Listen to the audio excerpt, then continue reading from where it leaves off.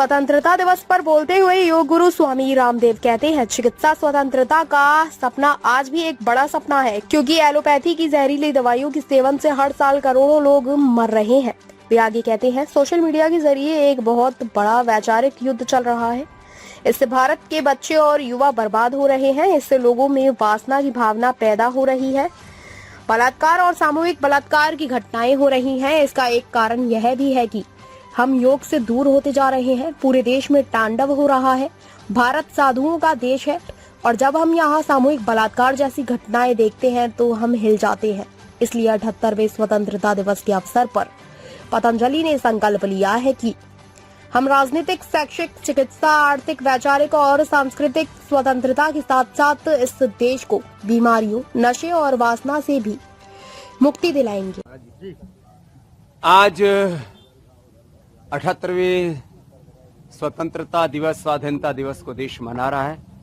प्रथम तो सभी देशवासियों को 78वें स्वतंत्रता दिवस की शुभकामनाएं और 5 लाख से ज्यादा वीर वीरांगनाओं की शहादत, बलिदान, शौर्य की बदौलत जो हमने ये आजादी पाई है, उन तमाम वीर वीरांगनाओं, ऋषि ऋषिकाओं के प्रति कृतज्ञता का भाव अपने हृदय में संजो करके समस्त ऋषि ऋषिकाओं, वीर वीरांगनाओं के सपनों को पूरा करने के लिए प्रतिबद्ध होने का दिवस है।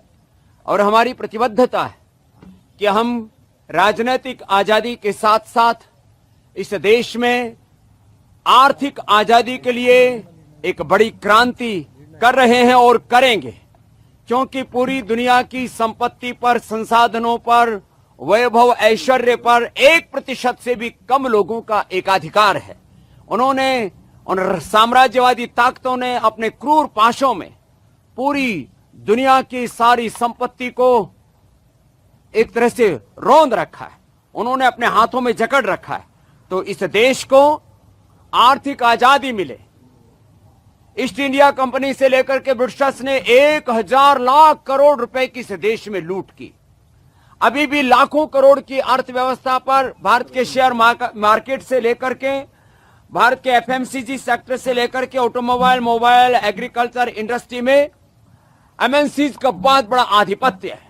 और किसी भी स्वाधीन राष्ट्र के लिए बहुत शर्मनाक होता है कि इस देश की अर्थव्यवस्था यदि आजाद नहीं होती है, विदेशी हाथों की गुलाम होती है, तो कभी भी देश पूर्ण सम्मान और स्वाभिमान के साथ, पूर्ण आजादी के साथ जी नहीं सकता है। तो हमने इस बार के 78वें स्वाधीनता दिवस पर यह संकल्प किया है कि हम इस देश में आर्थिक आजादी लाएंगे, स्वदेशी के अभियान को और मुखर करेंगे, शिक्षा की आजादी, मैकाले की शिक्षा के स्थान पर पतंजलि गुरुकुलम, आचार्य कुलम, पतंजलि विश्वविद्यालय और भारतीय शिक्षा बोर्ड के माध्यम से हम मैकाले की शिक्षा पद्धति, जिसमें पढ़े लिखे बेरोजगारों की एक फौज तैयार हो रही है, आगे चल करके उस सामाजिक विद्रोह का कारण बन सकती है। तो हम शिक्षा संस्कार मूलक हो, रोजगार मूलक हो, उसमें स्वाभिमान हो, सम्मान हो, नैतिकता हो, मानवीयता हो, कि बच्चे कभी, युवा कभी देश के खिलाफ बगावत ना करें। जो बगावत हमने बांग्लादेश में देखी, जो बगावत हमने श्रीलंका में देखी, पाकिस्तान और अफगानिस्तान सहित पूरी दुनिया के मिडिल ईस्ट में ये बहुत बड़ा उपद्रव हो रहा है। तो हम एक ऐसे संस्कार मूलक शिक्षा के बीज इस देश में बोएंगे जिससे कि शिक्षा की स्वाधीनता मिले। चिकित्सा की स्वाधीनता का तो अभी बहुत बड़ा सपना बाकी है, क्योंकि एलोपैथी की जहरीली दवाइयां खा खा करके करोड़ों लोगों की मौत हर साल हो रही है। हमने दुनिया का इतिहास पढ़ा है कि ब्रिटिशर्स ने पूरी दुनिया में अपना राजनीतिक साम्राज्य कायम करने के लिए 10 करोड़ से ज्यादा लोगों का कत्ल किया। ऐसे ही इस्लाम के नाम पर भी करोड़ों लोगों का कत्ल हुआ है। लेनिन, मार्क्स और माओ की जो क्रांतियों के नाम पर कत्ल हुआ है, विश्व युद्धों में और अलग अलग त्रासदियों में करोड़ों लोग मारे गए। लेकिन हर साल करोड़ों लोग निर्दोष मर रहे हैं जहरीली दवाइयां, सिंथेटिक दवाइयां खा खा करके। जो चिकित्सा की स्वाधीनता का आंदोलन है, पतंजलि वेलनेस योगग्राम निरामयम, इसको हम और मुखर करेंगे।